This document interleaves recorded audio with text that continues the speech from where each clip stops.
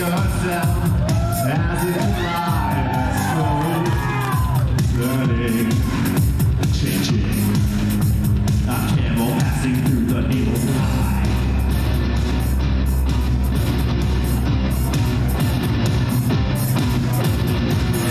Have you ever been so far and wide that you believe yourself? Realize what you were taught are lies. Your consciousness confessed to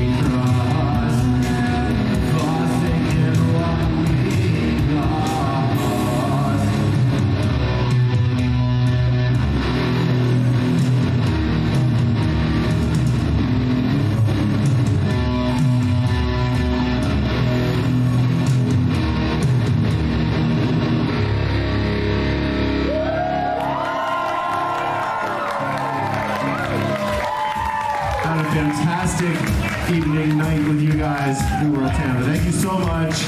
Voltaire is next. Hope you guys have a fantastic time with him as well. Thank you. The song is called Who Controls You?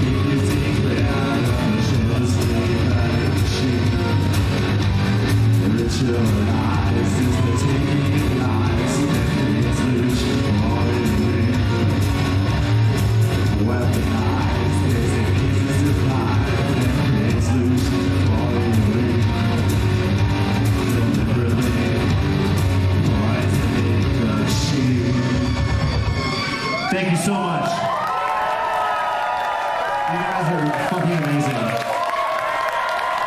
Have a wonderful rest of your night. We have some CDs and stickers. Voltaire next.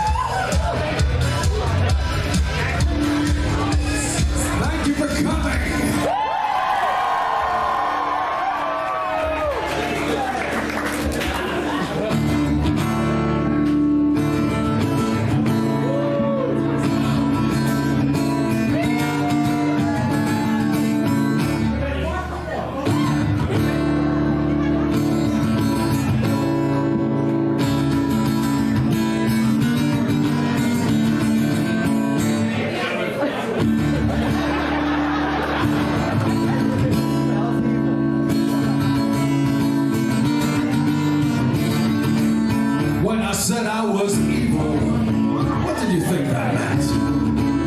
It didn't mean that I was naughty, or haughty, or slightly irreverent. When I said I was evil, what did you think that implied? That I'm careless with the truth? How uncouth. Dear God, did you think I lied? When someone says they're evil, it's best to believe. Like the skull on that poison vial you see. A single so bright evil is not there to deceive. It's there to let you know it's deadly, just like me.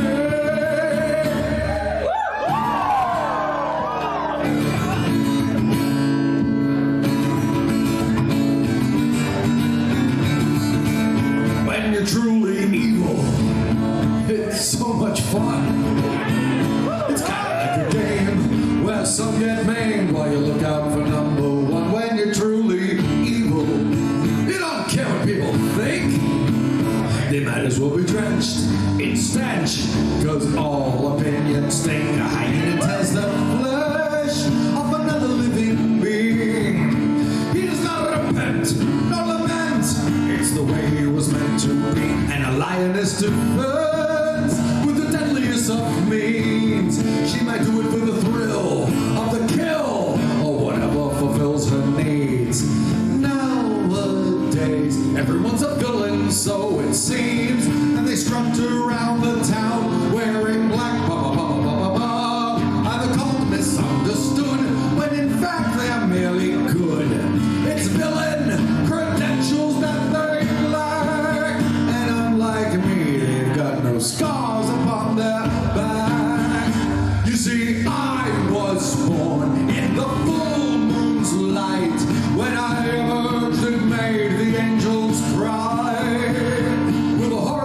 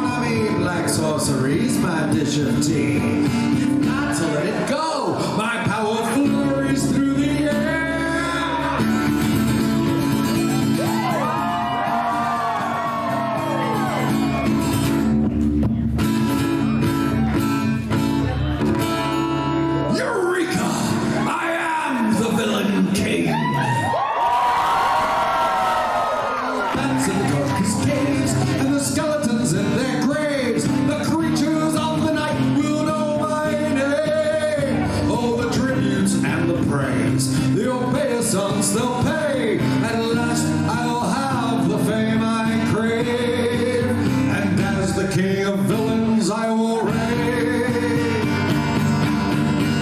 Now that you know that I'm evil, what will you do?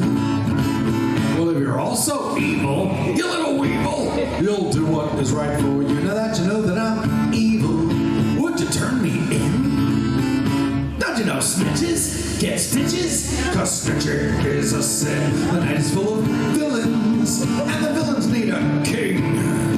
But to get ahead, you need an edge. And I've got just the thing with an army of shadows. And the night as my bride, as the king of villains, I will rise. As the king of villains, I will rise. The king of villains will rise.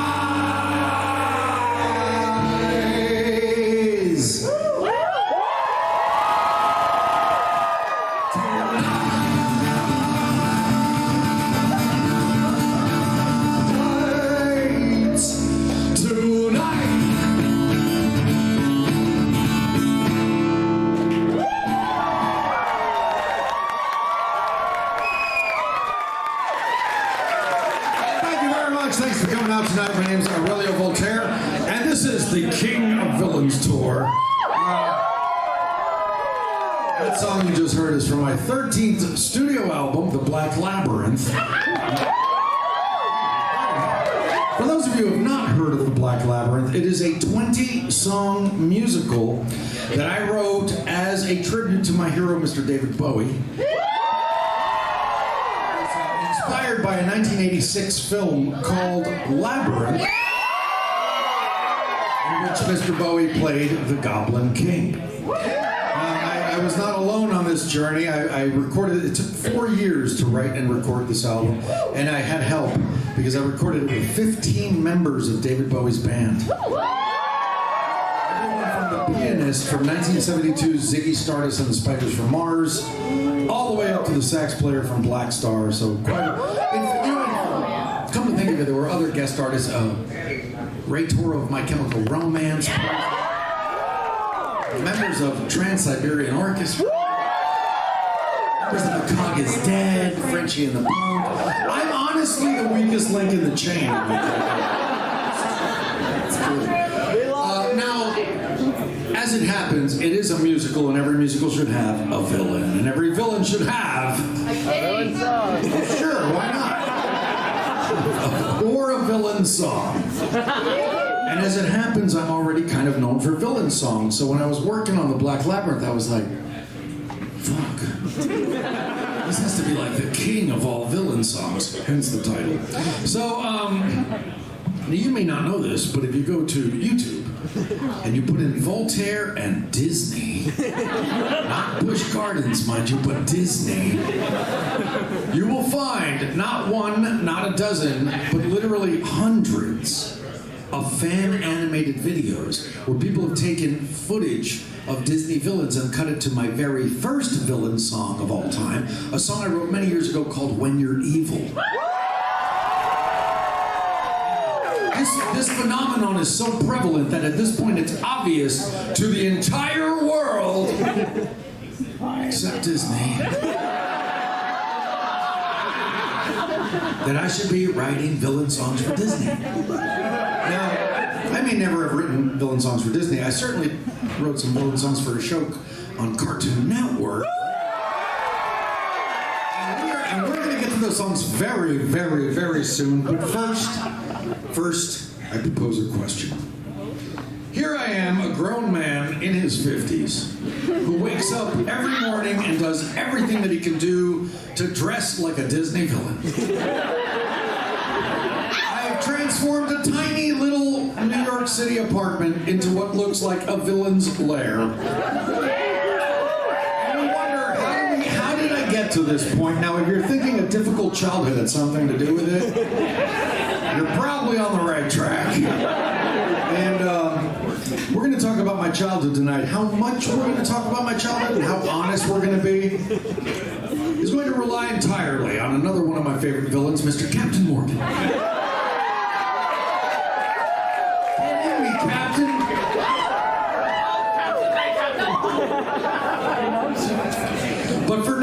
just going to tell you this. I grew up in a conservative little town in New Jersey. And I obviously discovered some dark aesthetics somewhere along the way. And we're going to get into that in more detail. But my poor grandmother, my Cuban abuelita, even on the day she died, thought there was something wrong with me. And I tried to explain to her, just because I dress like a vampire doesn't make me a bad guy. In fact, I'm a productive, respectable member of society. But she refused to accept it because I dressed like a pinche vampiro.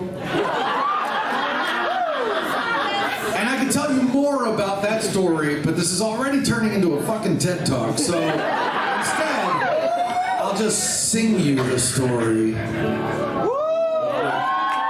grandmother's funeral. This is a true story. My granny, while on her deathbed, she turned and said to me, why must you view life so morbidly?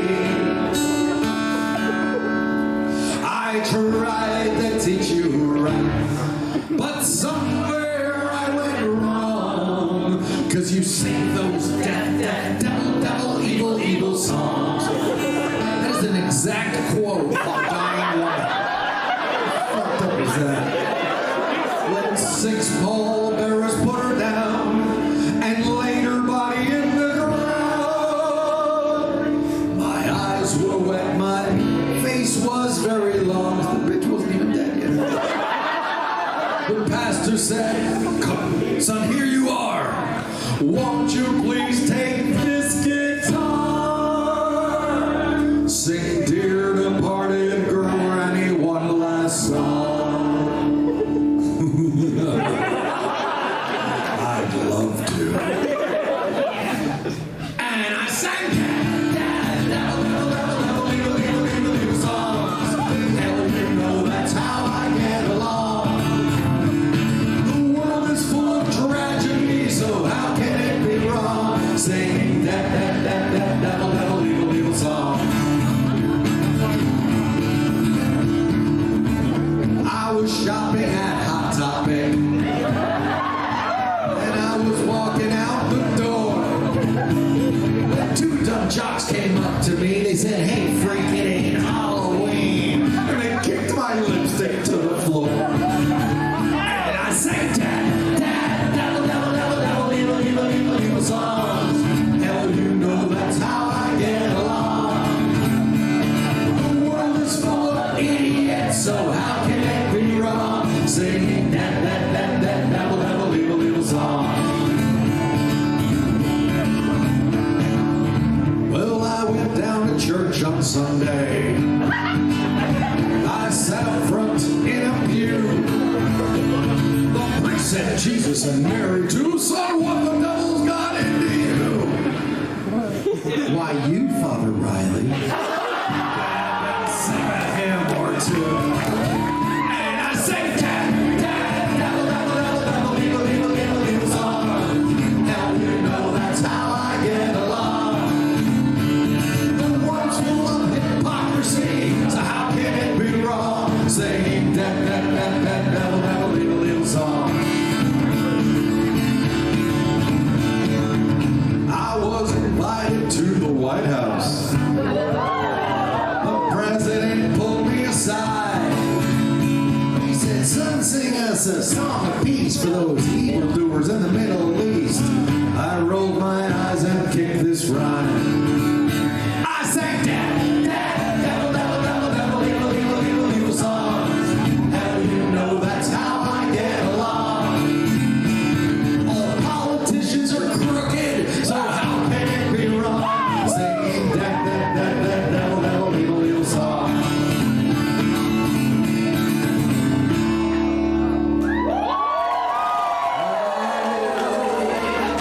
Then I died and went to hell. I could tell right away by the awful smell that this was clearly not the pearly gates, though it could have been New Jersey. The devil said, come here, young man. My wife and I are your biggest fans. So naturally I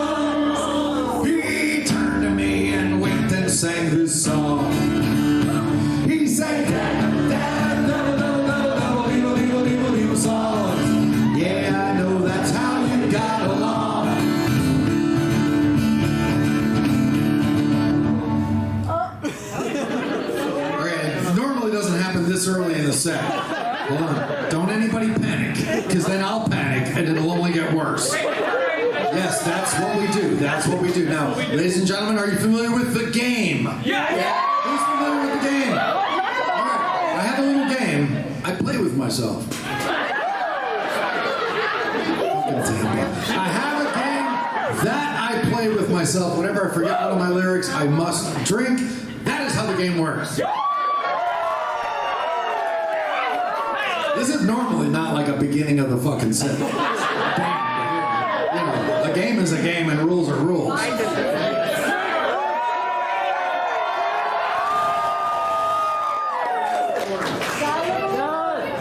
I should point out this game does not help the show in any way.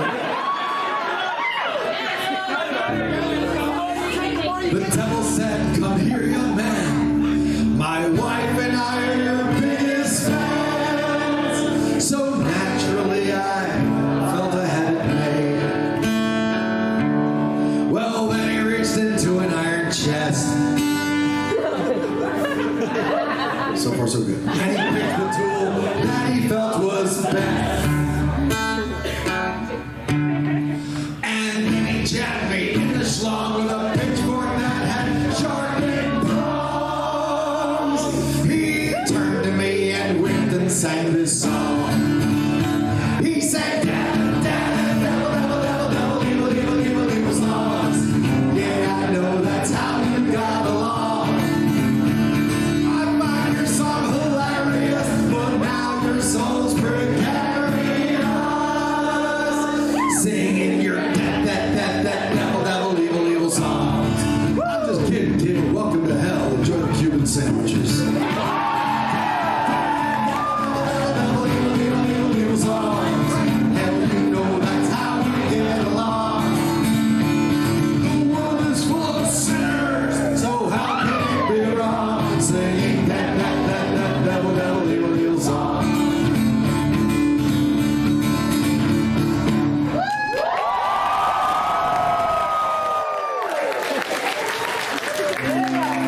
Well, as I said, I'm going to get more into detail about my childhood and my upbringing later, and how it came to be that I became someone who came on the scene. Didn't have the fucking decency to mop it up. Okay. I need a cocktail. Ladies and gentlemen, we will get into my childhood later. Oh my God, Kat, what the fuck are in these drinks? Alright, I'm gonna be completely honest with you. I presently have 50 stitches on my body. It's true story. I'm not focusing as well as I can be because I'm trying for none of my organs to leave my person while I play this show. But I am certain, as I always have been, I do not believe in modern medicine. Anyone who knows me knows that. I have a philosophy that rum and time solves everything. Drink enough rum and you wait enough time, everything can... I'm entirely certain this tooth is going to grow back. If I drink enough rum and wait enough time. But moving forward, I will say this. I ran away from home when I was a child, quite literally when I was 17 years old. And we're going to get into more of that later, but I will say this. I was living in a place, a conservative little town in New Jersey, and I'm just going to say this about that right now. If you are living in a place where people refuse to call you the name you wish to be called, where people, they look at your lifestyle or the way you dress and it's the punchline to every joke, you need to get the fuck out of that place. You're not going to change everyone around you. Just do yourself a favor and just get the fuck out of there. Because you cannot succeed in a situation like that because you're too busy trying to survive. So you need to get the fuck out. So, cut to the chase. I ran away from home to get out of a situation like that. I went to New York City, and in New York City I was able to be as fucking weird as I wanted to be. Subsequently, I decided to follow my dream, inspired by David Bowie, of being a musician. Started writing songs. put out a villain song in 1998, and subsequently, only 2 albums later, Cartoon Network came around and asked if I would write a villain song for a show of theirs called The Great Adventures of Billy. And I'm going to play one of those for you right now.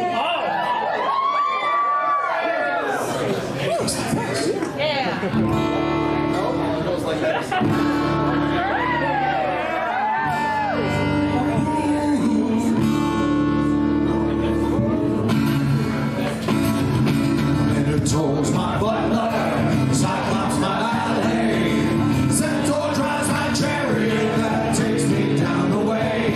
Or river made of fire, through a stream that's made in bones. I got dozen zombie skeletons to walk me to my throne. In the land of the dead, and in grand, I'm overlord of underworld, 'cause I hold horror's hand. In the land of the dead, dark side royalty. I'm far renowned in the underground, and you can't take that from me. Whoa, whoa, whoa, whoa. Ouch, ouch, ouch, ouch. It's a cartoon. Cerberus, my lapdog, is loyal as can be. My bed is made of skulls, I'm in the lap of luxury. I got Trance blood jacuzzi, the Gorgons think it's cool, and a 7-headed Hydra living in my swimming pool. In the land of the dead, and in grand, I'm overlord of the underworld, 'cause I hold horror's hand. In the land of the dead, dark side royalty. I'm far renowned in the underground, and you can't take that away from me. No, you can't take that from me.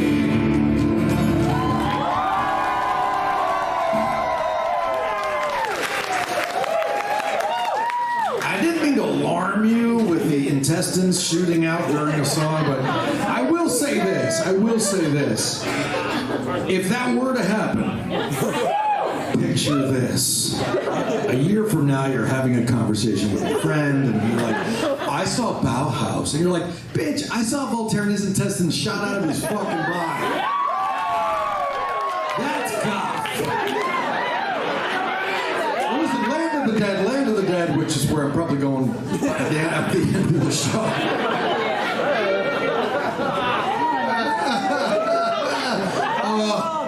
It was not the first villain song that I wrote for Cartoon Network. That would be a song about my favorite body part.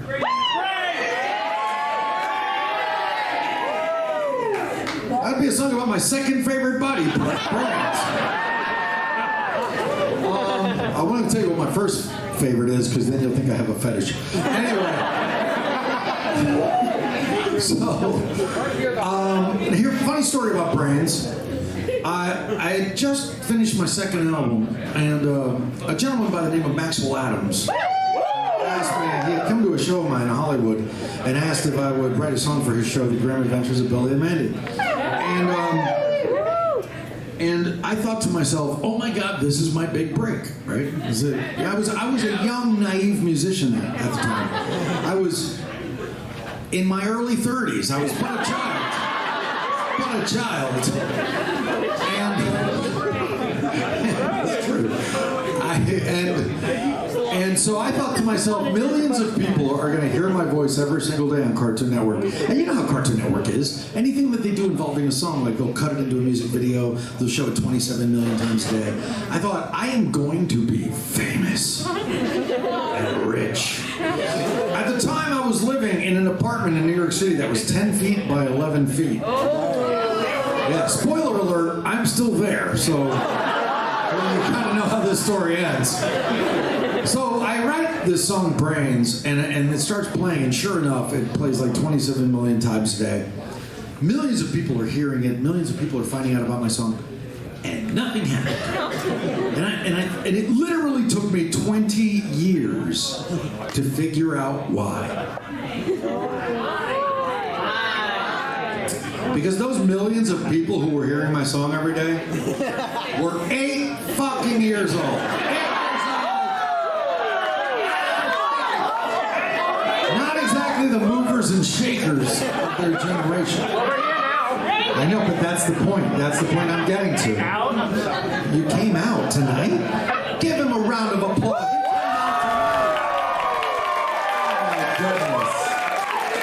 Good for you, girl. Good for you. I know, we're getting to that. Don't steal my punchline.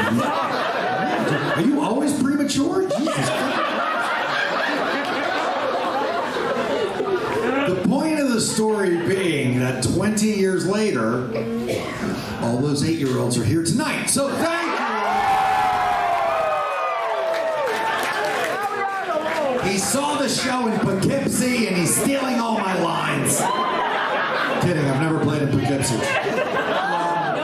So in any case, if you discovered my music through a show called The Grim Adventures of Billy and Mandy, thank you so much, I appreciate that. If you discovered my show through The Grim Adventures of Billy and Mandy, then this song is for you.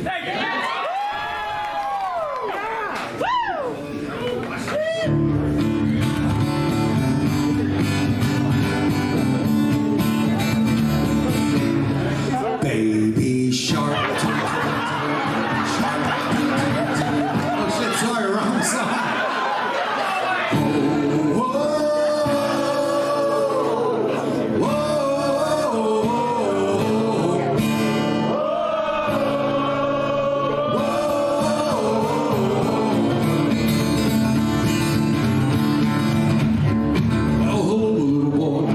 Shy. Step right up, I'm a reasonable guy. Don't be frightened by the look in my eye. Just an average evil meteor from out of the sky. Well, I'm just shy, scared in this place. A fish out of water from outer space. You can see that the trick is left me tied and trained. So why won't you be a pal and bring me some parade?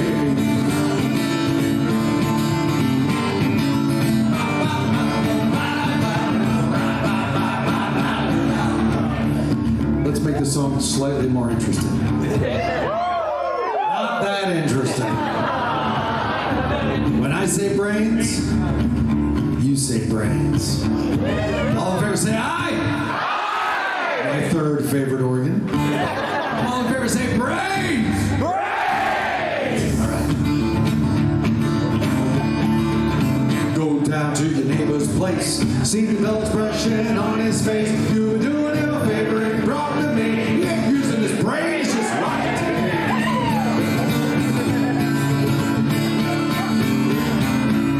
me. Go down to Mr. McGee's. He hasn't had a thought since 43. His brain is the portrait of atrophy. He ain't using it, why give it to me? Brains, brains, I won't lie. I'll eat the brains till the zombified. Sure, they might think it's deranged. They will do the thought to reveal their brains. Brains, brains, it's okay. It's not a matter if it isn't great. And if at first they think it's strange, they won't think twice if it don't have a brain.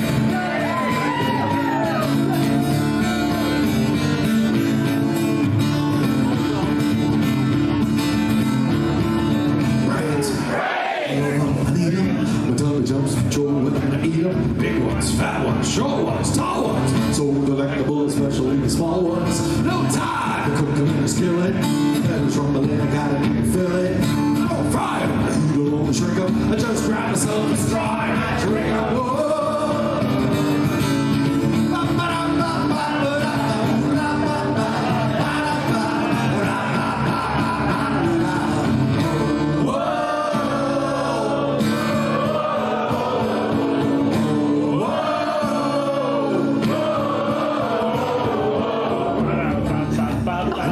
Seeing all of your O faces. My work here in Tampa's done.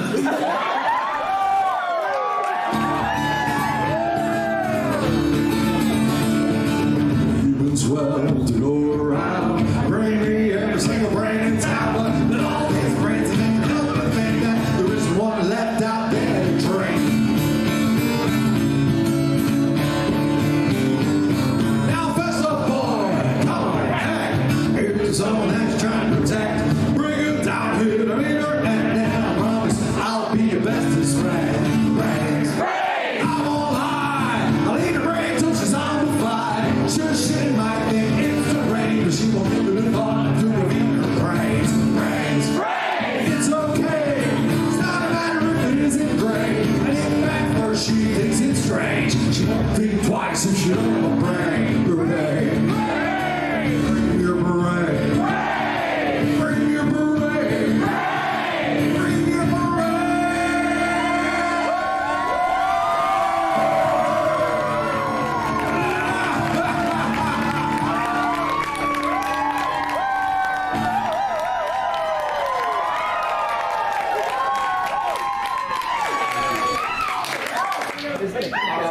The nice, handsome gentleman who brought me this drink. Where are you? Raise your hand. Oh, way up there. What do you call this drink? It's a rum and Captain Morgan with lime and seltzer. Okay, so it's not called a Cosby. Just want to make sure. Too soon? Too soon. Cheers to Tampa.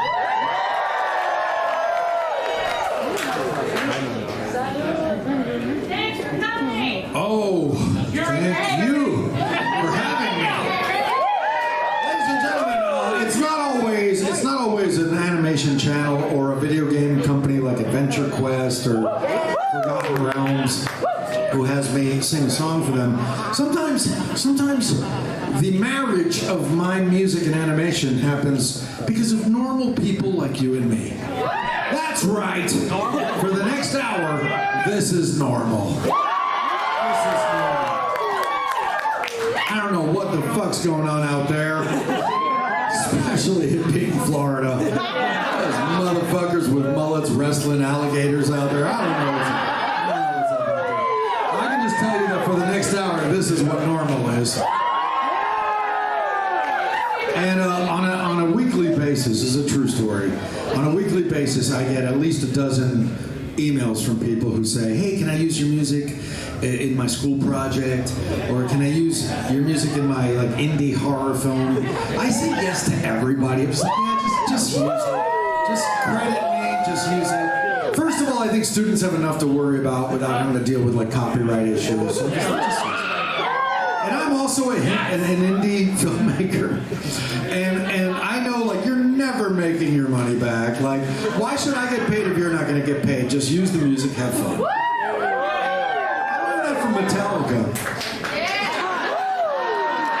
In the multiverse. It was a different timeline.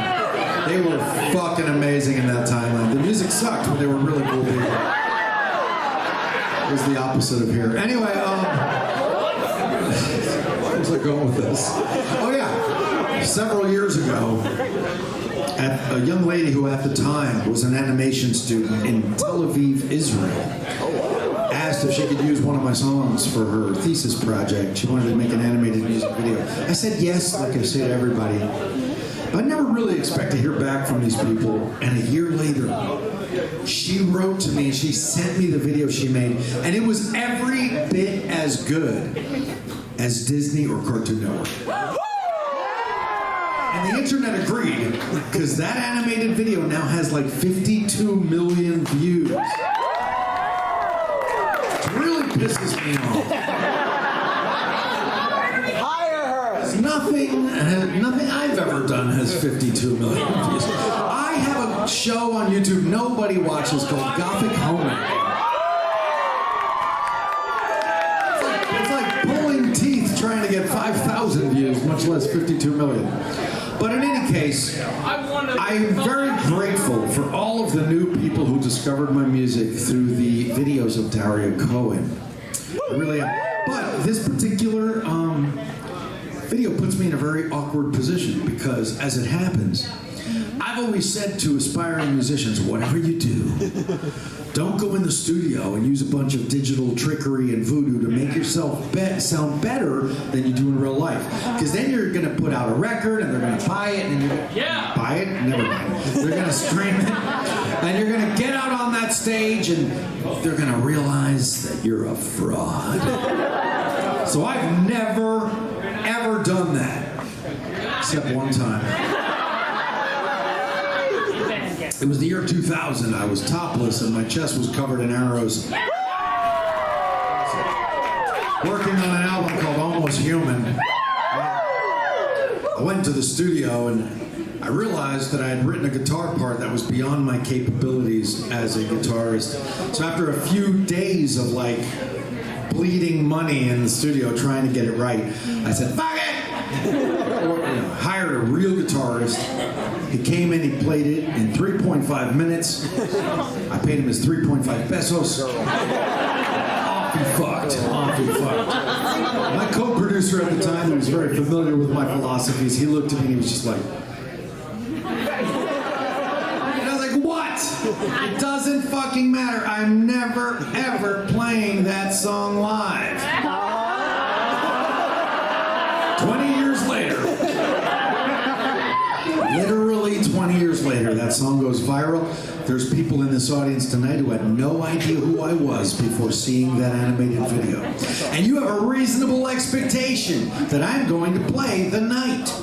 In fact, y'all think it's my biggest fucking hit. So I am going to play this song. I'm going to go on the assumption that we're all friends here. I'm going to go on the assumption that you guys understand that people make mistakes. The idea is not to pretend you never made a mistake. The idea is to accept that you made a mistake, to announce that you made a mistake, and here's the part people usually don't get. With the help of your friends, your family, and your community to do better moving forward. So in that spirit, I'm going to play the limited edition version of The Night.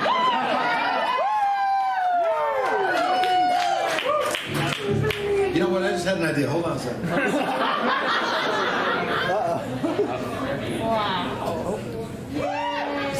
Southern Bear Jamboree. This is starting to get very painful. All right. The Night. When I do this, sometimes people want to show their support by clapping along. Don't. Getting the notes right is going to be highly improbable. Getting the notes right in time is going to be impossible. So don't make it harder for me. Ladies and gentlemen, The Night.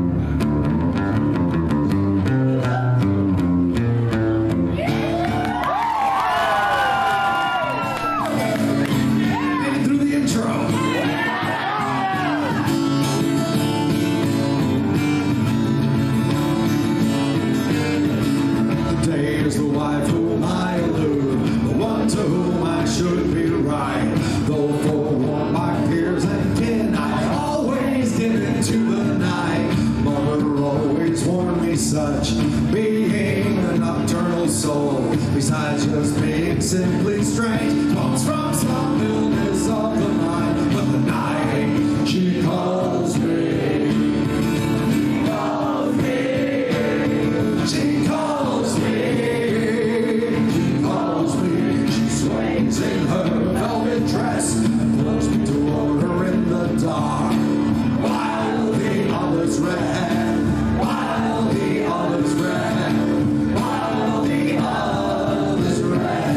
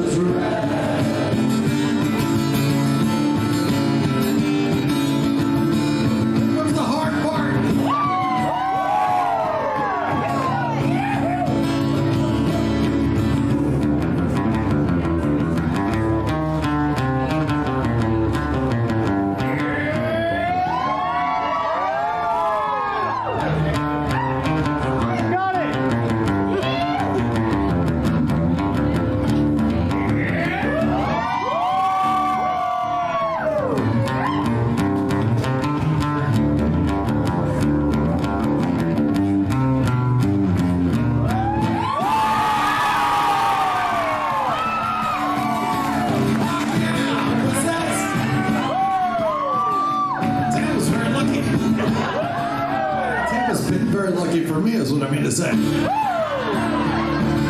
It still seems very strange to me that her quiet, lonely streets, draped in all their mystery, could be so sweet and comforting. But the night she calls me.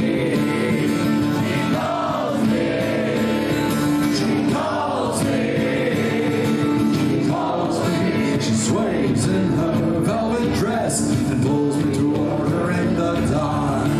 While the others rest, while the others rest, while the others rest.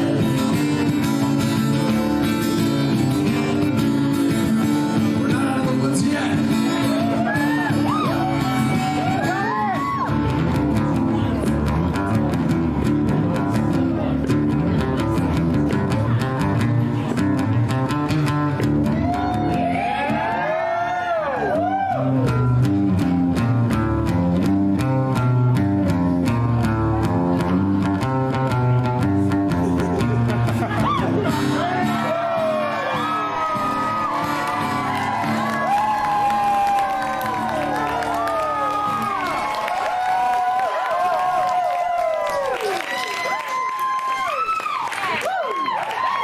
Ladies and gentlemen, I'm clearly the worst self-promoter on earth. And I will tell you why. I'll tell you why. I have a new record out, as you already know. It's called The Black Labyrinth. It came out, recently. And if I was any other band, this would be about the part of the show where I would stop playing Black Labyrinth songs. And I'd start playing songs you know. I fucking hate that. I hate bands because there's a lot of bands that I'm a fan of, and I want to hear the songs that I know and like, right? So I assume that you're the same way. So I get it. Bands are touring a new album and they come out and they play a whole bunch of new songs from the album. And I had it happen recently. The very first band I ever saw in my entire life was in 1981. And I'm not going to name the band. I don't want to shame anybody. I'm not going to name the band. I saw them recently, and I was sitting in the venue for the first hour and a half going, what fucking songs are these? I do not know any. This is like one of my favorite bands, and I do not know any of these fucking songs. And again, I don't want to shame anybody, but I was like, that's why I'm not going to name any names, but I was just like, where's Run to the Hills? Where's The Trooper? Where's 666, The Number of the Beast? Where the fuck are the songs I know? Now, I get it. Again, I'm not naming any names. But I get it. It's like you made a new record, you worked hard on it, you want people to hear it, and people, like bands actually fucking think that you're gonna stand there for an hour and a half going like, oh man, these songs are so fucking amazing. Then you run to the merch booth and buy the album. It does not work that way. They come to hear the songs they know. They hear some new ones, they're like, okay, that's kind of interesting. I leave Tampa, you all illegally download the album. I come back a year later, and then you feel like shit and just hand me $20. That's how you do it. Thank you, mp3.com. That's how I'm totally fucking fine with that. But here's why I'm really fucking terrible at self-promoting, because I played a song from Black Labyrinth at the very top, King of Villains. This is the part of the show where I normally slip in another Black Labyrinth song, and I'm not going to because I'm so fucking stupid and self-destructive that despite my intestines about to shoot out of my goddamn body, I've started recording a new album. And to make my life even worse, it's a Halloween album. Halloween is like in 2 weeks. And I don't even know if I can make it happen, but I've been in the studio non-stop. Ironically, some of the Bowie people are joining me again. It's like, I guess now I'm just like Bowie's surrogate friend. Dream come true. But I do want to play you, despite the fact that this doesn't come out for a while, I do want to play you one of the new songs from the upcoming Halloween album. This is a song about how it's always a certain day. Bumpy, bumpy, bumpy, bump, bump, bumpy, bumpy. That is, I'm joking. I'm not doing any ministry songs.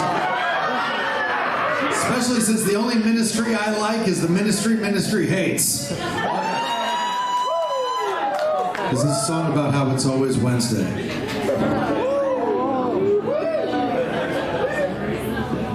All alone, on a gray and gloomy day, on her own, in the graveyard down the way, she's practicing her cello, and the reeds begin to sway between the graves. Can they hear? Buried 6 feet underground, entombed for years. As the crypts fill up with sound, she's speaking through her instrument the words that she would say that she won't say. And the angels sigh as the clouds begin to cry. It's always Wednesday, like the cold and pretty fall. It's always Wednesday, at the center of it all. You'd love to touch her heart, but she might tear your world apart, because it's Wednesday after all. Then there's school. While she doesn't quite fit in, she's no one's fool. Pleasing her loved ones is a sin. She'll watch the bullies fall. Meanwhile, she's having a ball. I guess our little girls and atoms after all. The angels sigh as the clouds begin to cry. It's always Wednesday, like the cold and pretty fall. It's always Wednesday, at the center of it all. You'd love to touch her heart, but she might tear your world apart, because it's Wednesday after all. Because it's Wednesday after all.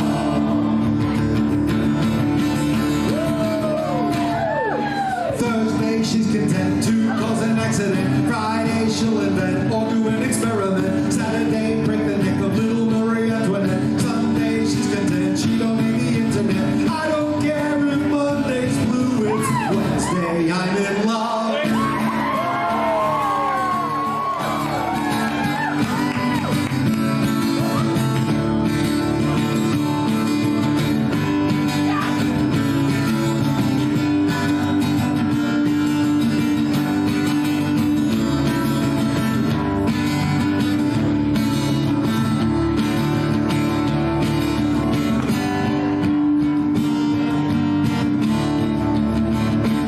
Now you've heard as the music swirls around like pretty words she could never say aloud. My brother's pigtail protege, my little stormy cloud, yes, let it out. And the angels sigh as the clouds begin to cry. It's always Wednesday, like the cold and pretty fall. It's always Wednesday, my sweet melancholy doll. You love to touch her heart, but she might tear your world apart, because it's Wednesday after all. Because it's Wednesday after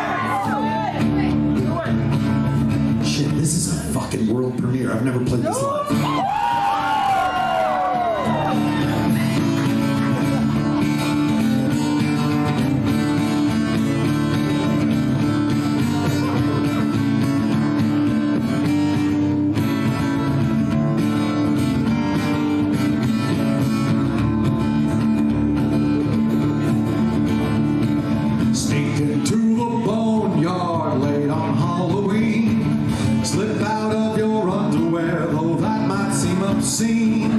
Slip out of your skin suit and rattle in your bones. And if you do the skeleton dance, you might be alone. Correction, you won't be alone. Why am I correcting myself? You know I've never heard this fucking song before. Then you like my dance moves, to be your partner and make me swoon. Slide on your body as you bump and groove to the clavicle chord. Some might find it humorous, stirring them up can be dangerous. We are on dead serious when we do the skeleton dance. We are on dead serious doing the skeleton dance.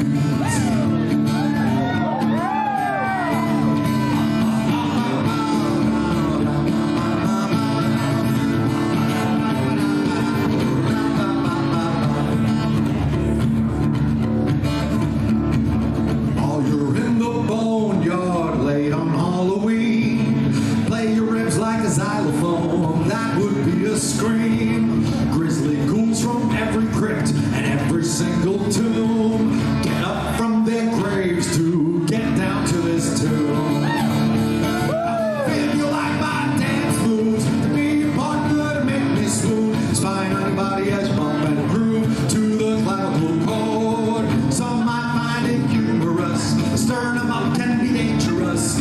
We are on dead serious when we do the skeleton dance. We are on that serious doing the skeleton dance. And there is a skeleton dance, and this is the part where you find out how it goes. But you ghouls gonna take a chance. You do the skeleton dance. Jump into the middle there, undead Elvis. Snake that spine and shake that pelvis. Grab a bat. Take your grave and tip your... It's fucking new. Take your grave and tip your hat. Now throw your hands above your head. Be the king of pop when he raised the dead. Zombie to the left, zombie to the right. Fill their dreams to the brim with fright. Now stomp around like Frankenstein to the rhythm of the night. You rolled the bones and you took a chance, and now you've done the skeleton dance.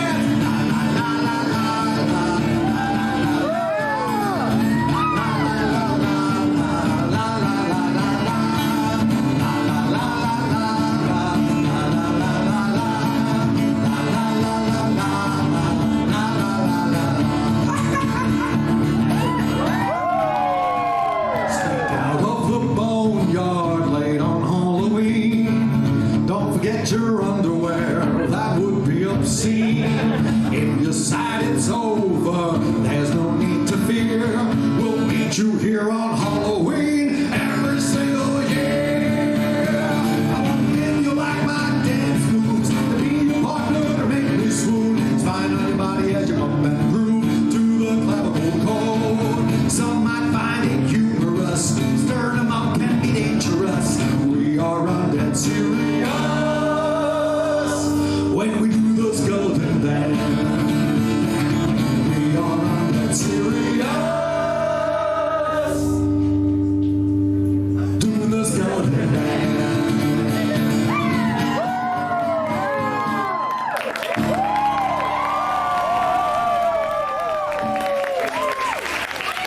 If you picture that song with all the right chords matching the melody, that's how it's gonna go. Chances. Sometimes you gotta take chances. Ladies and gentlemen, on this King of Villains tour, I had the privilege of dedicating a lullaby that I wrote to my son while my son was at a show in Hollywood where he lives. And it was awkward as fuck. Now, we still haven't gotten to my childhood. Hold on a second. Captain, what the fuck? You were going so easy on me tonight. We haven't talked about how fucked up my life's been. But I will tell you this, I had a terrible, terrible childhood. And when in 1998, an amazing thing happened. I had a child, and it hurt like hell. Financially. Yeah, that's why I only had one. And there's a story that I tell on this tour about my son, because when he was 3 and he started to express fears of the dark, fears of strangers, things like that, I knew I didn't want him to feel the way I felt as a child. I didn't want him to be abused. I didn't want him to feel, I didn't want him to be bullied. I didn't want him to feel powerless. I wanted him to know that he was powerful and also that I had his back. And I'm not the scariest dude in the world, but I'm scary as fuck to 3-year-olds. I may have threatened some 3-year-olds. I'm like, do that again, I will fucking eat your mom's heart. Instead of the other part I've been eating. Her brains! What's wrong with you people? What's wrong with in any case, I was at his school every single day. I picked him up at school every single day. And I was like up people's fucking ass at that school. I wanted to know what was going on, how he was being treated. I really wanted to be an advocate for my son. I shouldn't be telling stories while I'm telling a story, but quick story. There was this one time he didn't come. I went to pick him up at school, and I was standing outside, and I'm like, where the hell's Mars? His name's Mars. And I get a text from his principal. He's like, you have to pick up your son from my office. He's in detention. And it's fucking amazing how, cool and goth and alternative you think you are until you have kids. And then you immediately turn into a Cuban dad. And I was like, I am gonna kick the shit out of that kid. Why is he in detention? So I go to pick him up at detention, and I'm looking at him like, you're getting la chancla, man. You're getting a fucking chancletazo, you're getting a galleta. You're getting every fucking torture device Cubans have ever devised for child rearing, or as Americans call it, child abuse. And I'm sitting there looking at him like, this better be good, bro. And I said to the principal, and what is young Mars in detention for? And they said, well, he was singing a song in the playground that was really inappropriate. And I was like, really? And what, pray tell, was he singing? And the principal looks me right in my good eye. And he says, he was singing a song called Zombie Prostitute.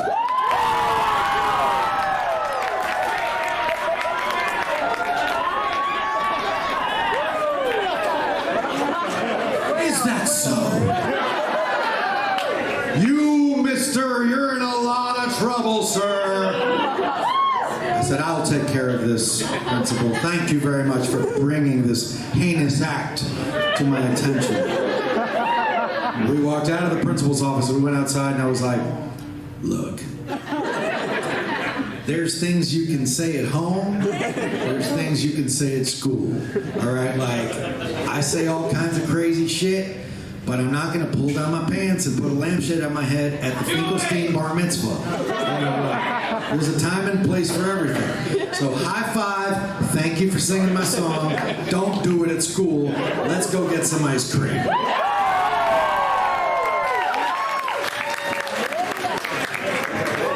Relationship I always tried to have with my son, a relationship I didn't have with my parents. And like I said, when he started expressing fears, I wrote him this lullaby so that he would feel powerful over the monsters and the things that he feared. Now, I was on tour when he was about 18 years old. He had already left home and he was living in Hollywood, pursuing his dream as a pendejo. I'm kidding. He went out there because he loves virtual reality. He went out there to pursue a career in virtual reality. By 19, he won 2 Emmys for virtual reality. So I go out there to do a show, and I call him, and I was like, hey, I'm in Los Angeles. Are you coming to my show tonight? And he says, I'm actually in Vienna right now. So what are you doing in Vienna? He says, virtual reality conference. I said, who are you? He goes, oh, but don't worry, I bought my flight and I have a driver waiting for me at LAX and I'm going to make it to your show in time. I said, I'm going to reiterate, who are you? I was literally wiping your ass like 5 minutes ago. In my mind. It was my birthday. And he shows up in Hollywood. He's 18 years old. Brings me my birthday present. It was a bottle of Cuban rum. You know, for reasons we're not going to get into because I don't do politics, Cuban rum is illegal in the United States of America. So like being Cuban, having been born in Cuba, and I can't even enjoy my favorite Cuban rum in the States. Shut the fuck up. Let me do the stories. We'll catch up after. I need to hide. You look fine. Makeup's on point. Anyway, so he hands me a bottle of Cuban rum, and I'm like, Jesus Christ. I was like, wait a minute. How did you buy this? You're only 18. He's like, the age of, like, the drinking age in Vienna is like 12. And I was like, oh, well, okay. But how'd you smuggle this into the country? This is contraband. He looks me in my good eye, and he says, they don't check kids. I was like, how did you turn out so fucking dark and weird? Okay, you know what? No. So I'm drinking my Cuban rum, and then he pulls out a box of Cuban cigars. Cohiba is my favorite. Now, I would tell you that father and son caught up backstage, smoking some Cuban cigars and drinking some Cuban rum. But while I'm not the best looking guy in here tonight, I'm way too cute for jail. So I'll just say father and son were catching up backstage. And then it was time for me to go on, and I was like, high five, I'm gonna go out there, I'm gonna do my thing. He was like, knock him dead, Papa. I go out and I do my show. I get to about this part of the show. And I say, when my son got to a certain age where he started expressing fears, I wrote him this lullaby, and he's here tonight. Ladies and gentlemen, Hollywood, thank you so much for being here, and I want you to welcome my son, Mars. Mars, raise your hand. Yes! Right. He does not raise his hand. Now, he's shy, so I'm like, Mars, don't be shy, raise your hand. And it's about that time that the audience and I realized that he was not at the show. Exactly, and that's exactly what the audience in Hollywood did. They were like, oh, they all felt sorry for me. But I'm a dad. So what am I going to do? I'm going to fucking humiliate him. I pull out my phone. We're going to pretend this is my phone. I pull out my phone. It's a flip phone. Scotty, there's no intelligent life in Hollywood. I pull out my phone. Put it right up against the microphone. I put him on speakerphone. I'm like, hello? Oh, hey, Mars. How you doing? I'm okay. Where are you? I'm outside the club smoking a Cuban cigar. Don't you want to be, I'm performing right now. I'm on stage. He goes, I know. Exactly. Now people are laughing. Some people are groaning. This is the part where I'm going to fucking make him look like a prize twat. And I say, don't you want to be in here to see your father perform? There's this long, pregnant pause. The entire audience is hanging on his every word. And this pendejo says, I'm already familiar with your satirical gothic stylings.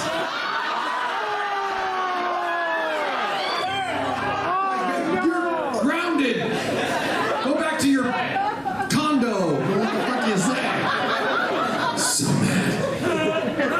And then I realized that I had been singing him this fucking song since he was 3 years old.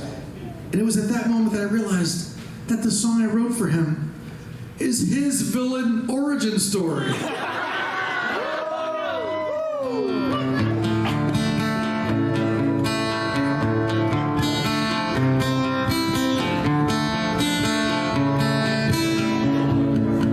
There's a monster that lives 'neath your bed, oh, for crying out loud.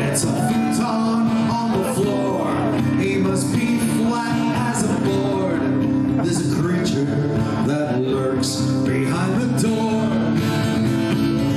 Though I've checked there 15 times, when I leave then he arrives every night.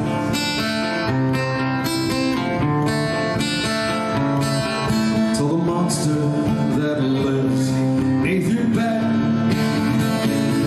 to go somewhere else instead, or you'll kick him in the head.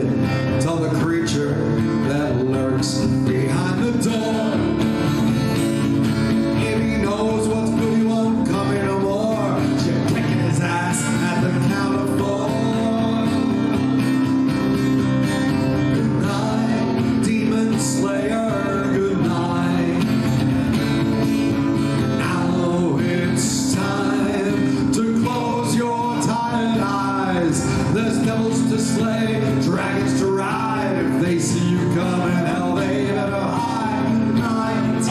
Good night, good night, good night, my little slayer. Good night.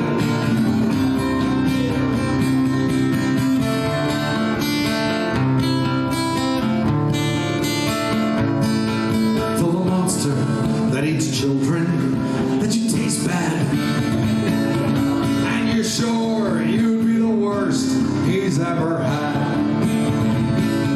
If he eats you, don't you fret, just cut him open with an axe. Don't regret it, he deserved it, he's a cad.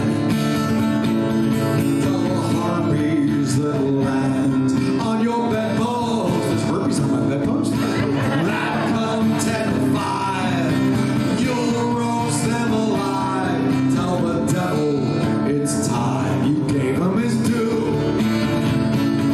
You should go back to hell, you should shake in his shoes, 'cause the mightiest, scariest creature is you. Good night, Demon Slayer. Good night.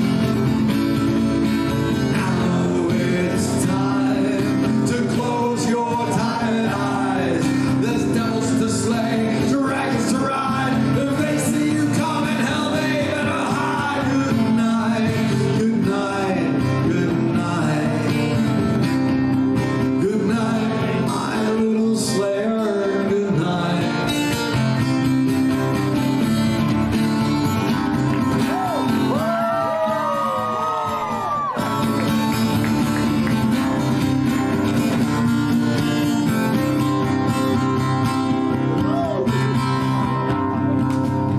I won't tell you there's nothing beneath your bed.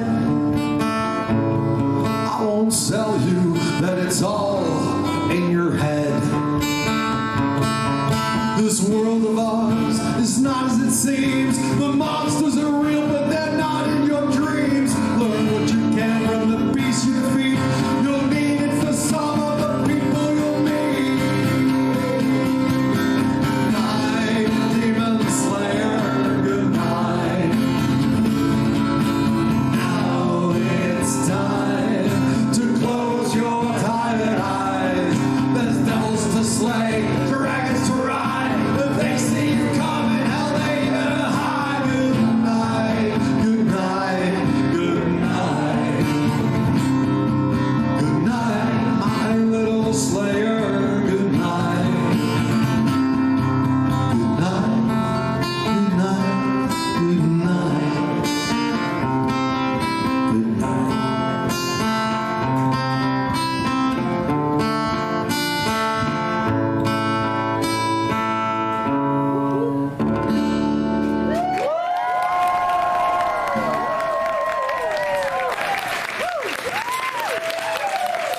And at long last, we have reached that part of the night.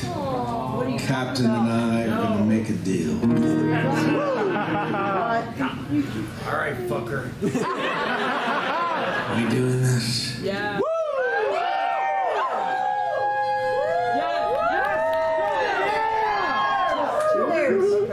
Ladies and gentlemen, first of all, thank you to those of you who have come to my shows in the past.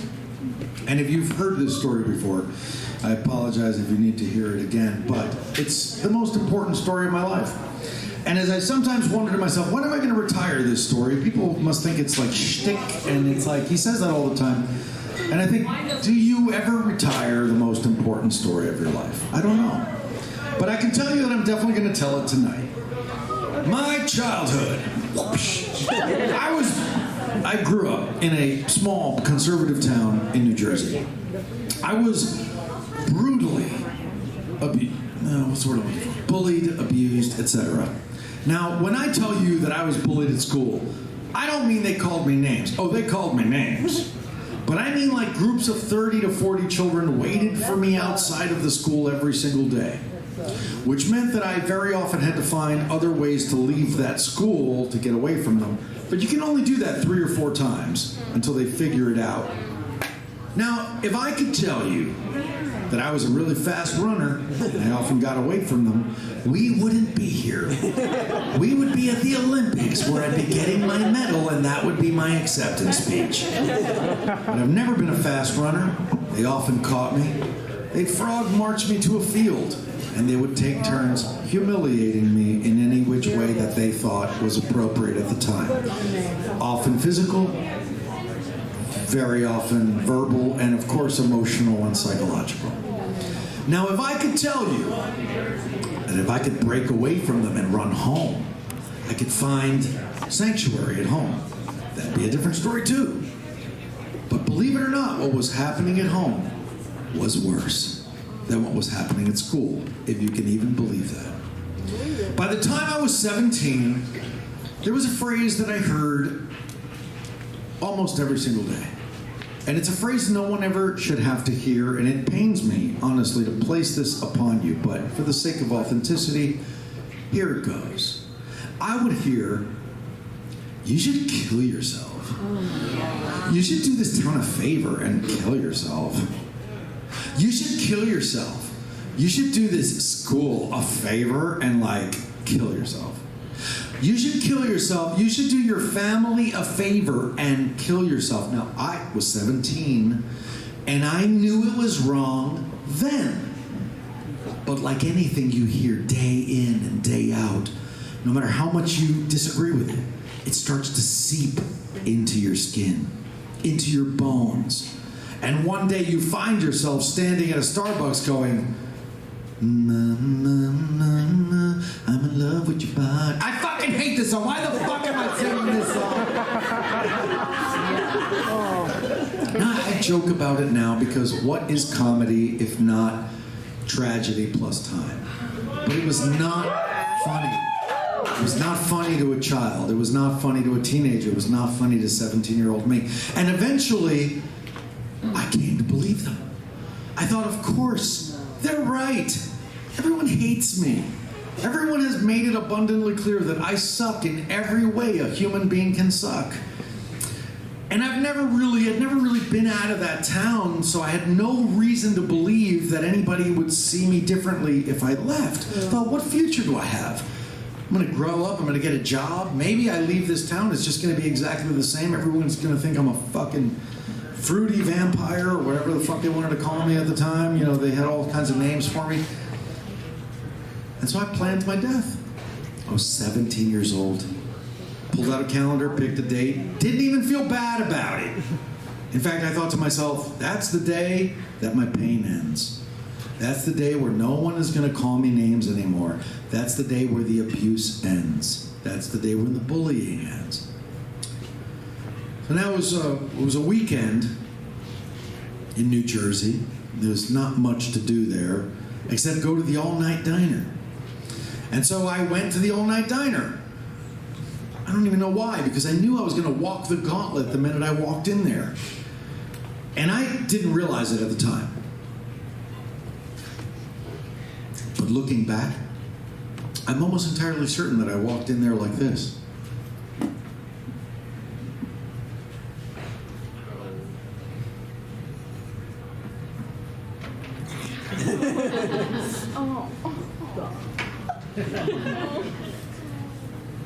Because the role of victim was the only role I ever knew. And I just knew I was going to be abused walking in there. People threw garbage at me, people threw food at me, people spit at me, they threw insults at me while their girlfriends laughed. And I just went to the back like I always did. I sat in a booth in the back and I opened up my sketchbook, my TARDIS, my transporter pad, my cabinet that opened up into a fantasy realm. I could be anybody I wanted to be in that sketchbook. I could change my name. I could change my species. I was often Vulcan. Or anything with pointy ears. And eventually they forgot about the freak in the back of the room. And then a little after 2 a.m., a miracle occurred. The front door of that diner opened up, and in walked what could only be described as a parade. The very first person in line in this parade was a 7-foot-tall man wearing nothing but women's lingerie. And make no mistake, we spoke. He did not identify as a woman. He was a man. He wore nothing but women's lingerie. Yes. And he had giant, sparkly stripper boots. And directly behind him was a woman dressed as a French maid with like a shock of red hair. You could say it was magenta. And directly behind her was this guy who was like a shabby Renfield butler kind of guy. And so on and so forth. And I braced myself for them. I thought to myself, oh my God, this is going to be really bad. But nothing happened. Because they didn't walk in like Quasimodo had been whipped one too many times. They walked in like this.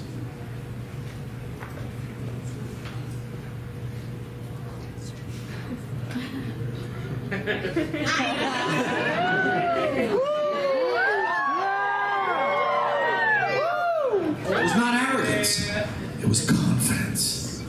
It was this sense of, we know we're not like you, and trust me, that might be for the best. And they sauntered over to a booth, and they all sat down, and a little while later, the 7-foot-tall man in women's lingerie got up from the booth, and he came across the room, and he knelt directly in front of me, and he looked right in my good eye, and he said to me, "How you do? I see you've met my faithful handyman." That's actually not what he said, but that's how I like to remember it. He said something profoundly more simple and more profound. He said to me, "You look like you could use a friend." And I did not know what to say. I did not. So I said nothing. I think I sat there completely speechless. And he eventually said to me, "Do you want to come sit with us?" And I said, "Okay." And I got up and I grabbed my sketchbook and I went over and I sat with him. And I said to him, "I don't mean to be rude. I hope this isn't ignorant or offensive, but what the fuck is this all about? Like, it's the circus in town. I am so confused right now." And he said, "Oh, there's this film we see every weekend." And I said to him, "You see the same film every weekend?" He said, "Yes. We throw toast at the screen. We sing along with the songs. We act out the script. And it's amazing. And you know what's even more amazing?" And I said, "No, what?" And he said, "Next week, you're coming with us." I may have had to cross out a certain date on a certain calendar because I needed to see what the fuck this was all about. And my spooky friends, 1 week later, I was in a movie theater watching a film called The Rocky Horror. And for the very first time in my life, first of all, let me just say how welcomed they made me feel. And for the very first time in my life, I was standing in a room surrounded by people who loved horror and who loved science fiction, cross-dressing and kinky sex and shit. And I knew I was not alone. And it was right at that moment that I thought to myself, oh my God, I don't need to kill myself.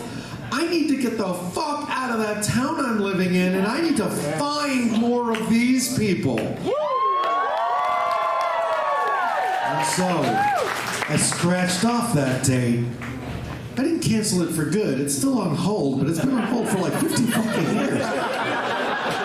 And I went in search of those people. I ran away from home at 17 years old. I went to New York City.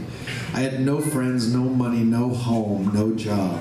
But from the moment my pointy skull-buckled boot touched Manhattan soil, or as we call it there, sidewalk, everything changed. People walked up to me and they were like, "Are you famous?" I was like, "I'm 17. Will you be in my movie? You have such a great look." I'm like, "Is it Velocipaster 2? This is a true story. How fucked up is this? Someone came up to me, we were having a conversation, they said, "You make stop motion animated films in your basement?" And I said, "Don't hit me." I said, "Why would I hit you? That's fascinating." And I said, "It is?"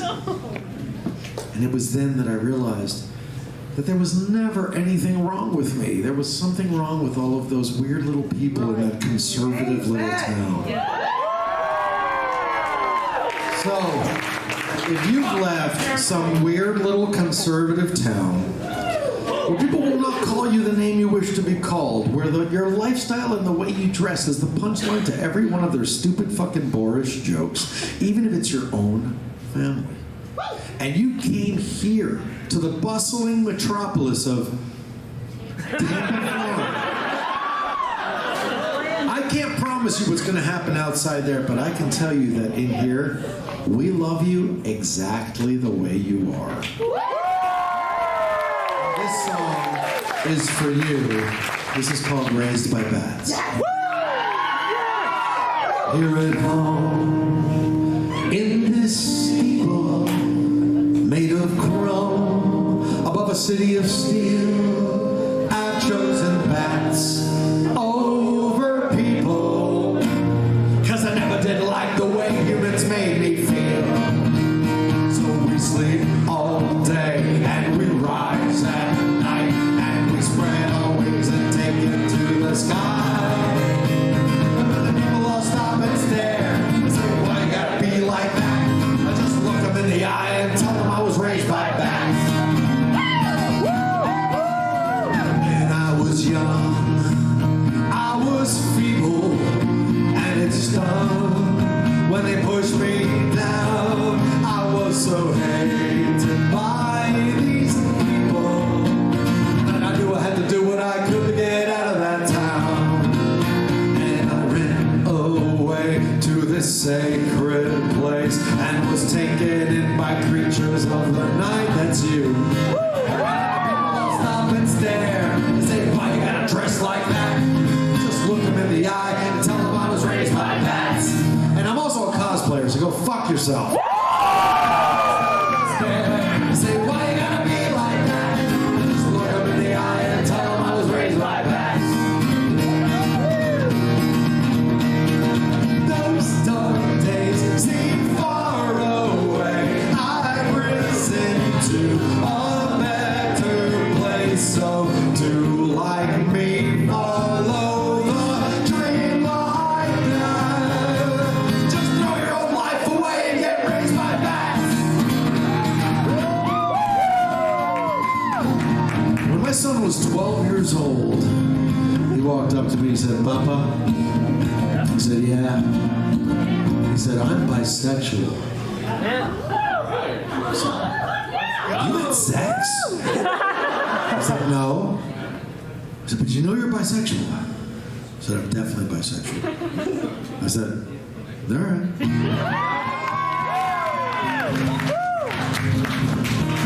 I said, "There's something else."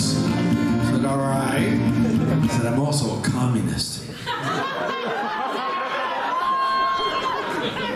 "Do you have a job?" I said, "No." I said, "But you know you're a communist." He said, "I'm definitely a communist." I said, "Okay."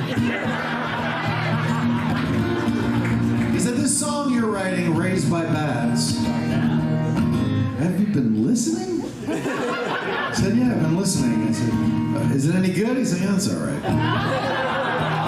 He said, in the song you say, throw your old life away and get raised by bats. I said, that is correct. That's exactly what I say in the song. He goes, now, do you mean run away from home and go somewhere else and find people who are living their best spooky fucking alternative lives and let them show you the way to live your best life? Or, then he looked at me with his judgy little communist eyes. He said, or do you mean buy a copy of the album by the artist Aurelio Voltaire called Raised by Bats? I was like, why not both? I said, then Mars, you are my son. I love you, and I will stand by you to the very end. I'm going to do everything possible as long as there's breath in my lungs to make your life as fulfilled as it can possibly be. I'm going to do everything possible to help you make your dreams come true as long as you don't hurt anyone else. As long as it's not hurting anyone else, I'm going to be there by you every step of the way to help you. But we did not swim out of Cuba so you can be a fucking communist, you spoiled brat. You gotta draw the fucking line somewhere. So we sleep all day and we rise at night and we spread our wings and take it to the sky. We do it all our way, live our lives like that. Cause there's no one here to fill our heads with lies like in Stalingrad. And when those people all stop and stare and say, why you gotta be like that? When the people all stop and stare and say, why you gotta dress like that? When the people all stop and stare and say, why you gotta be like that? I just punch them in the eye, bite them in the thigh, I kick them in their ass when the sun don't shine. I look them in the eye and tell them I was raised like that. Just look them in the eye and tell them I was raised by bats. I was raised by bats. I was raised by Batman.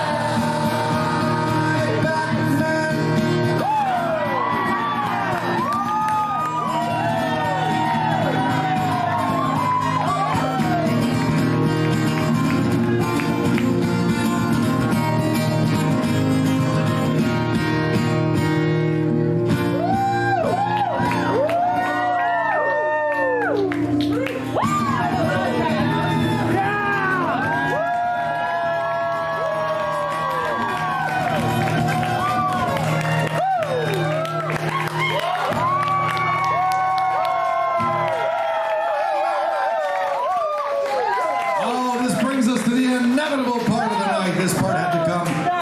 Yes, yes, oh yes. The inevitable part of the night where we have reached the halfway point of this show. I'm kidding, especially to the bar. Staff, like, get the fuck out of here. This is the inevitable end.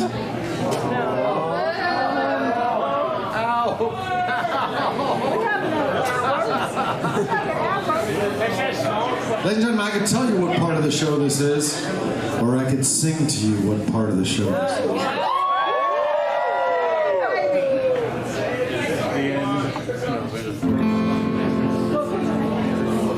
That's all we'll say. Oh, and now the end is near, and I face that final curtain. Oh, goodbye to strife. This is the last dance of my life. Lord, of this I'm certain. I've been a sinner. I've been a saint. Done both good and evil deeds. Whoa, but in the end, I was good to my friends. And that's good enough for me. Oh, good Lord, they say all souls you forgive. Well, if that's true, then why does there need to be a hell? There's not. What's that sulfurous smell? I'm gonna go with New Jersey. I can feel the fire creeping hot.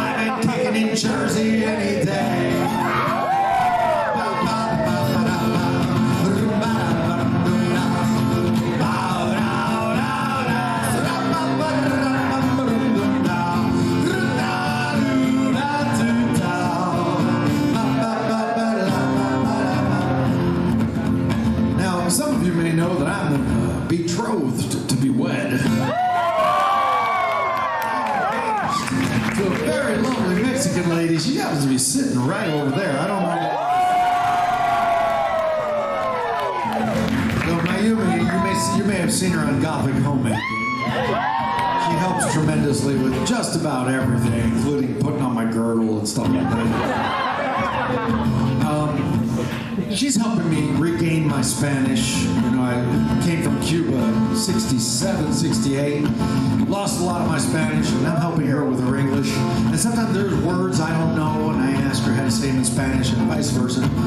Well, I was singing this very song one day, and she walked up to me and she said, what is the word? What is the word for that thing that you do with your mouth? Talking shit. No, when you sound like you cannot afford to bring a trombone player to the show. I'm like, oh, that's called I cannot afford to bring a trombone player to the show. It does have a name. That does have a name. It's called scatting. She's scatting. Scatting. Scat. Yes, scat.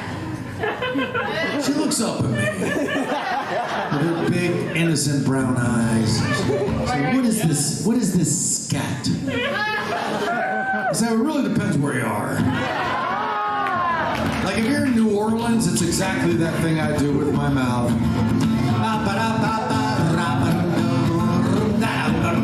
If you're in Germany, it's something else entirely. And she looks at me, she goes, no shit. I was like, oh no, there's loads of shit. I'm going to hell. Handbasket. Oh, please don't pray for me. No, I don't need to be saved. Of the devil, I ain't afraid. There ain't nothing he can do that ain't already been done to me. I'm going to hell. Handbasket. I'd pray if I had the guile. No, this ain't no fib. I'd rather be a splatter on the devil's bib. Cause on my knees repenting ain't my style. I'm going to hell. Handbasket. And I'll have good company too. Cause if I was so bad, then there's no need to be sad. Cause everybody else will be there too, including you.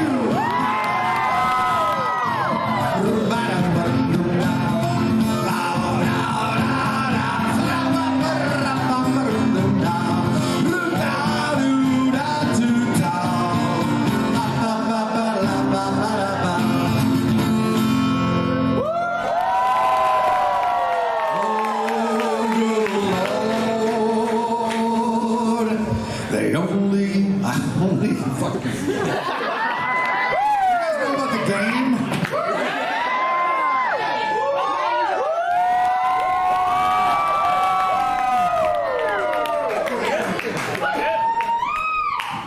Poor Mayumi's like, I gotta mop this mess up.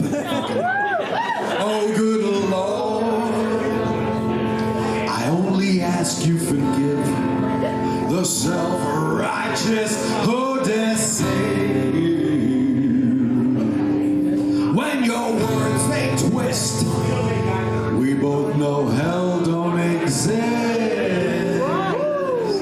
Say what? Though there is this place between New York and Delaware. Fools who believe.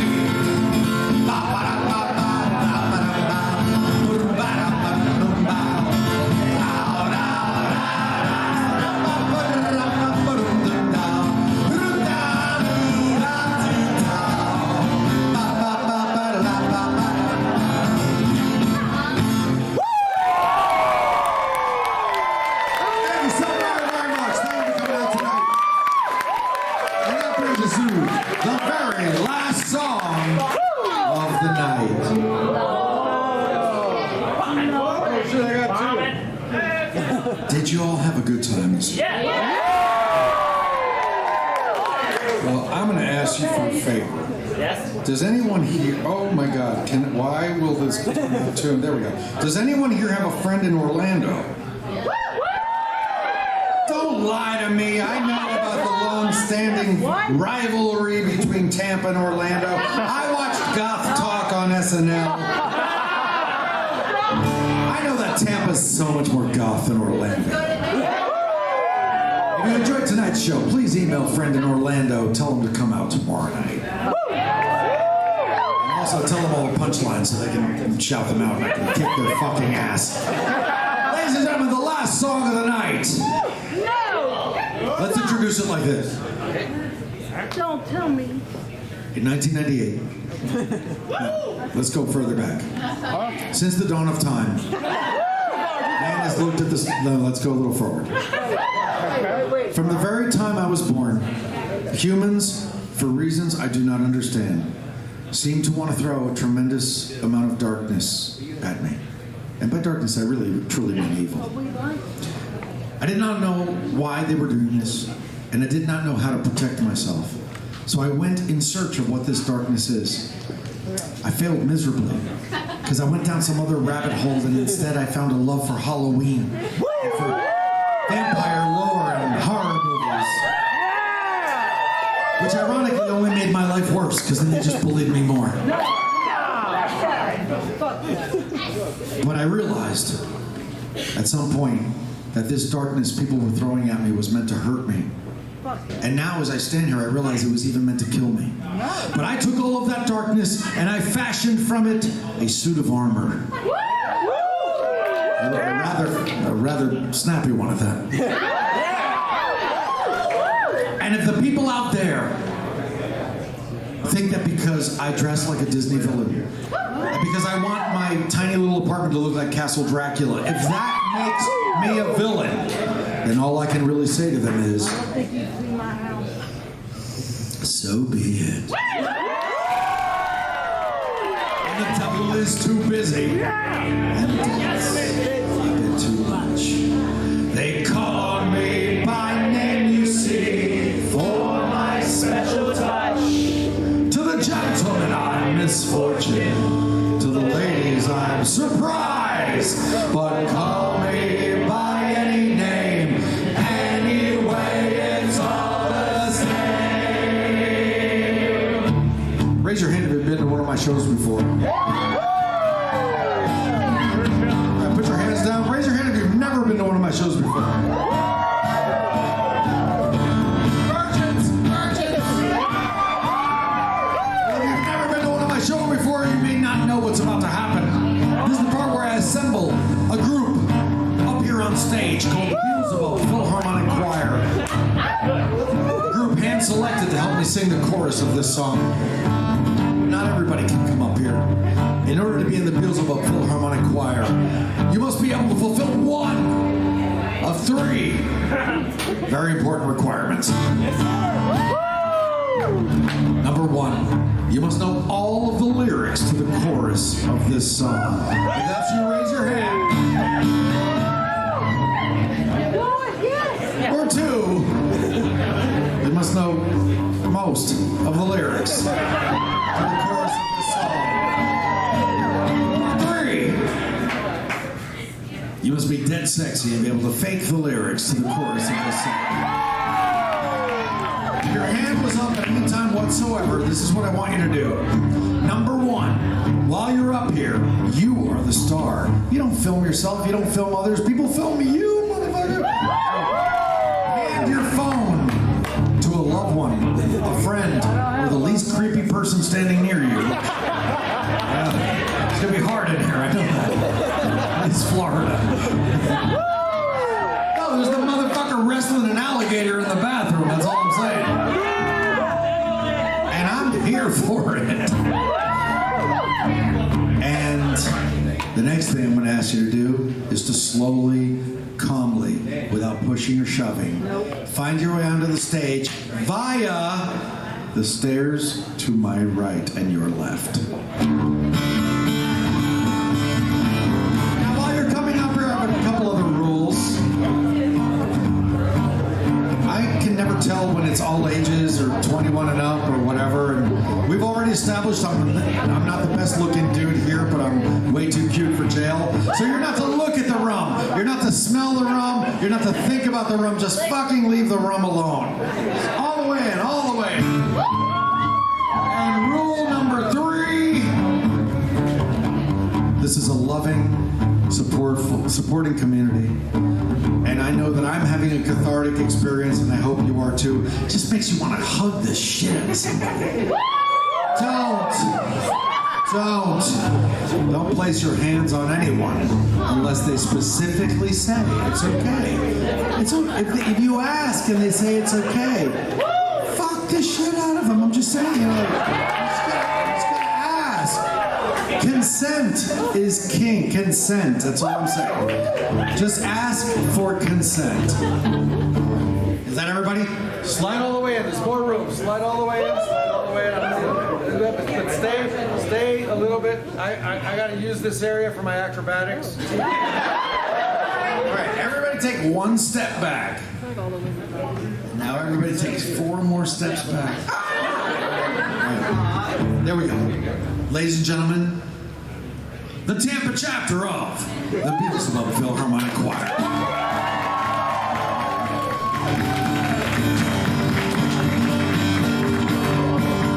I'm the fly in your suit, I'm the pebble in your shoe, I'm a pea beneath your bed, I'm a bump on every head, I'm the peel on which you slip, I'm a pin in every hip, I'm the thorn in your side, makes you wriggle and ride. Why? It's so easy when you're evil. This feels like a sea, but that old tips his hat to me. I do it all because I'm evil. I'm evil, I do it all for free. Your tears are all the pay I'll ever need.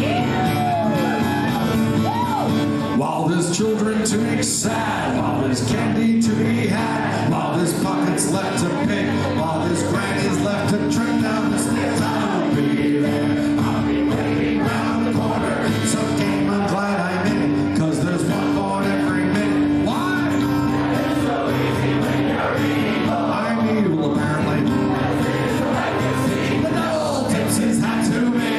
I do it all because I'm evil. I'm evil, I do it all for free. Your tears are all the pay I'll ever need. Beelzebub Philharmonic Choir, take it away.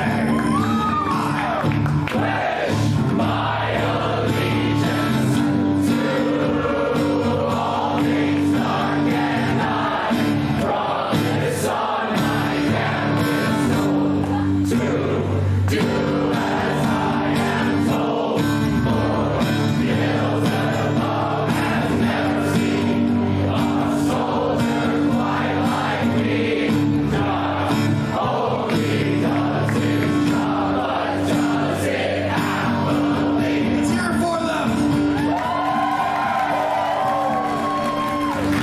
And for fuck's sake, they just sold their souls to Satan on stage.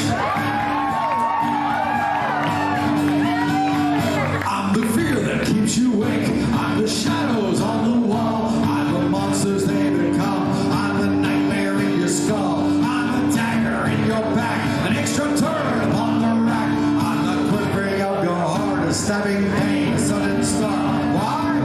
It's so easy when you're evil. I'm evil. This is the life you see. But the old tips his hat to me. I do it all because I'm evil. I'm evil. I do it all for free. Your tears are all the pay I'll ever need. And I do it all for free. Your tears are all the pay I'll ever need.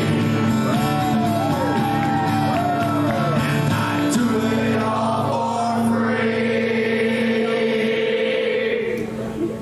Why the fuck it cost $20 to do that? Your tears are all the pay I'll ever need.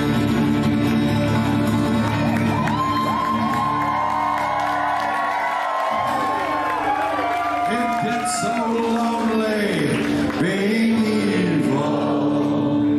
What I'd do to see you smile, even for a little while. And no one loves you when you're evil. I'm lying through my teeth. Your tears are all the kind I'll ever need.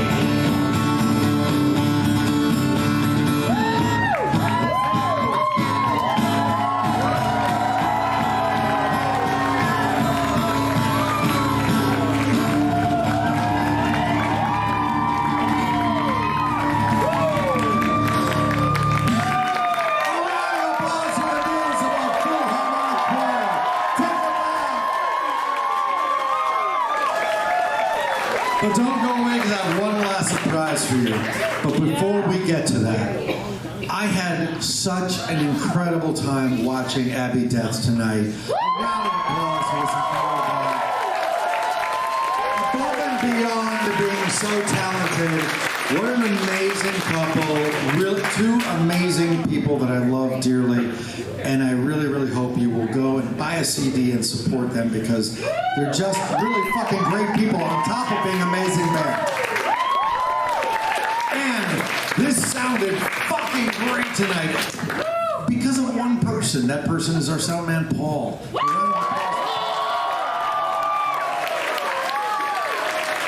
I don't think Paul's back there anymore. I think he went to the Waffle House.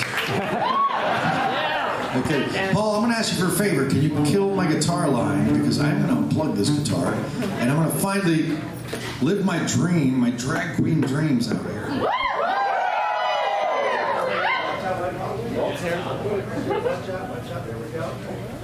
That's a first. I fucking love that. Ladies and gentlemen, before we leave this stage, there is one last thing to say. I've been married a long time ago. Where to come from? Where to go? Where to go? Oh, it works every time in Tampa. It works every time.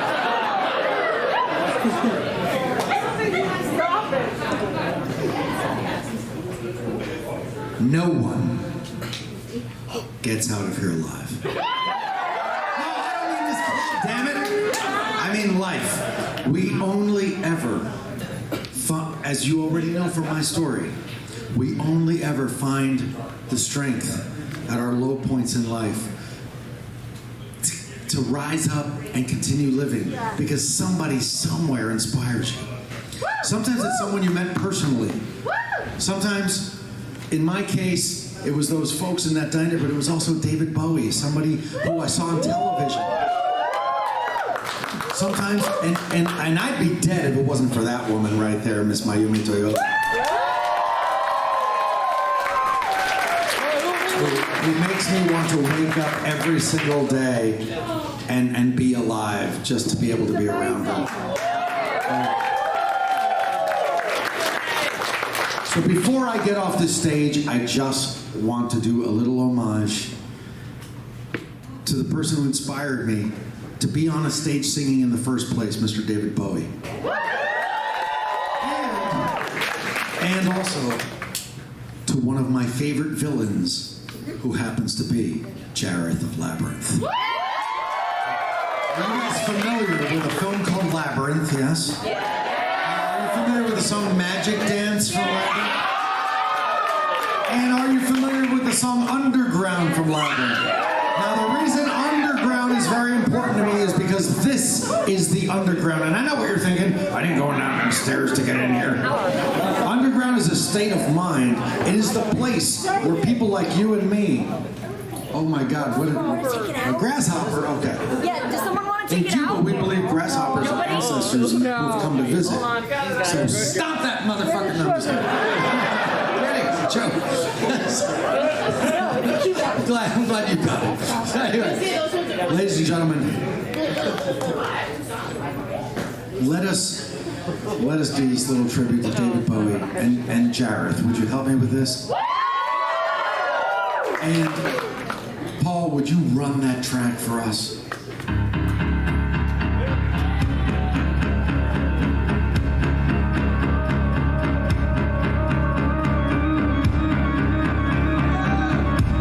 You remind me of the band. The band with the power of voodoo. You too. Remind me of the band. My baby, crying hard, eyes red, couldn't cry. What could I do? My baby's one had gone.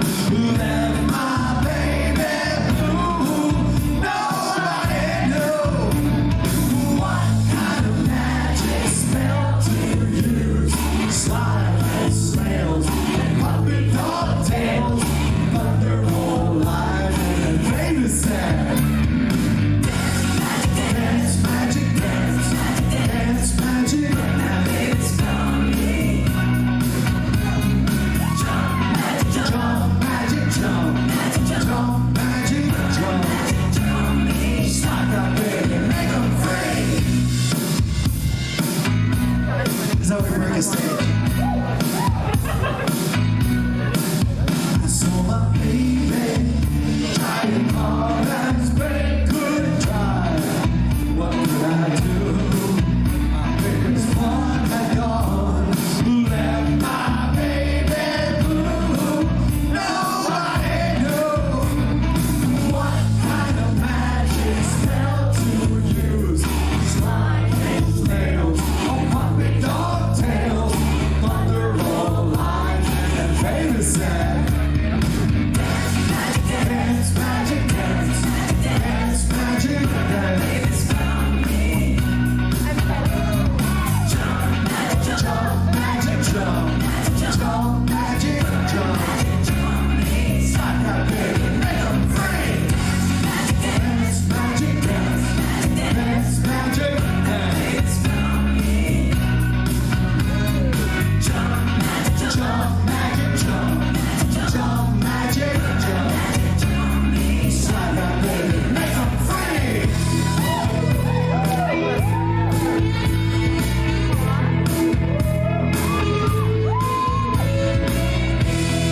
No one can blame you, thank you, for walking away. Too much rejection, love injection. Life can be easy. It's not always swell. Don't tell me truth hurts, little girl, 'cause it hurts like that. But down in the underground, you'll find someone true. Down in the underground, a little serene, a crystal.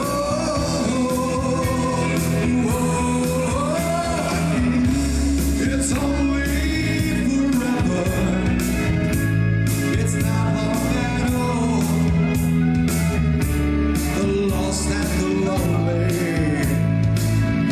that's underground.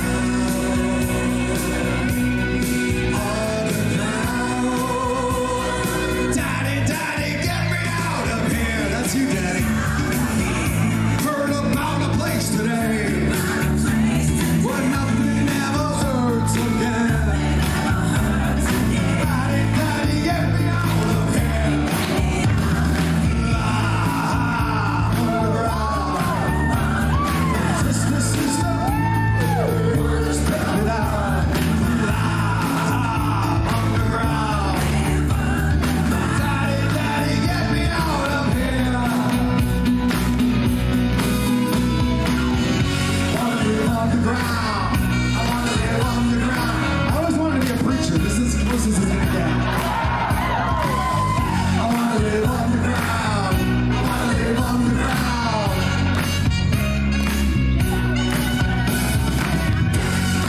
Dance magic dance, dance magic dance.